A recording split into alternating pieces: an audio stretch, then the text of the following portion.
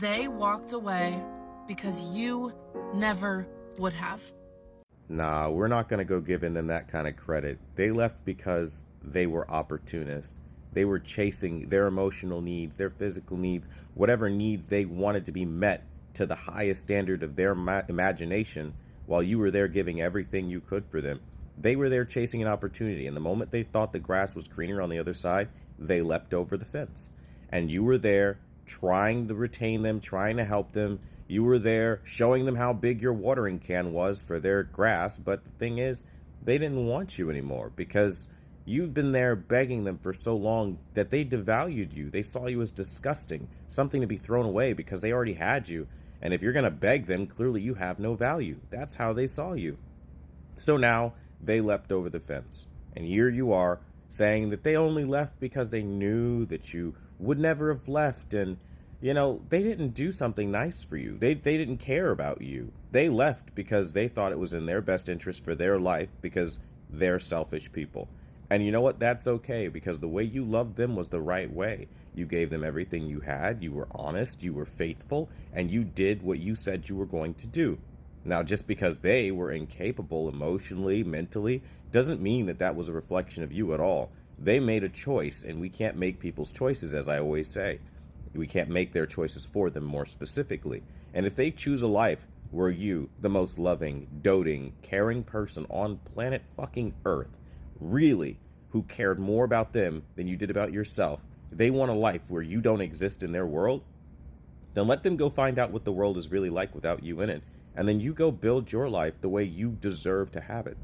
Now, the only part of this I do agree is when they left you, you probably felt like unloved or whatever the case may be, but there is somebody that is going to stay for you.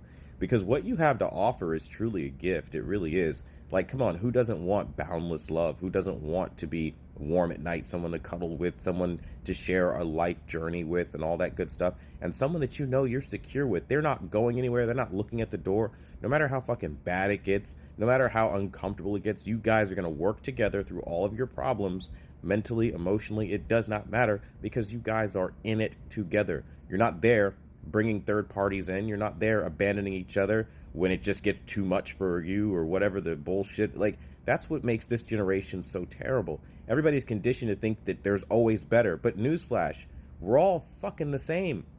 Everybody has the same breakup story, and the healing process is almost identical every time.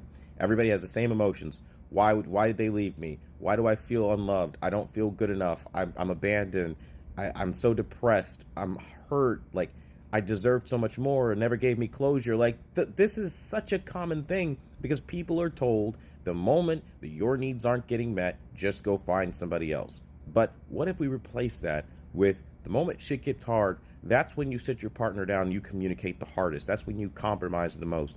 That's when you come to the table equally as partners and fix your shit, versus looking elsewhere for something that's just going to fall apart in the same amount of time. Newsflash. However long your relationship is, see if your next relationship makes it half that fucking long. Just go ahead and test this theory out.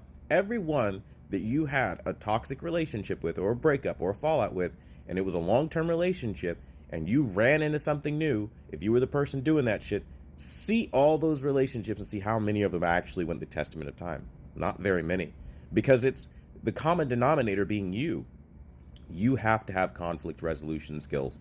You have to be able to know that you have issues to fix and fix them. And if you don't, history is going to repeat itself. But that's not your problem, and that's not my problem. The point of this whole thing is to simply tell you this simple fact. If they left you, it's because they were selfish. It has nothing to do with you, and you should never be putting that on yourself or looking at them, giving them credit that they didn't fucking earn.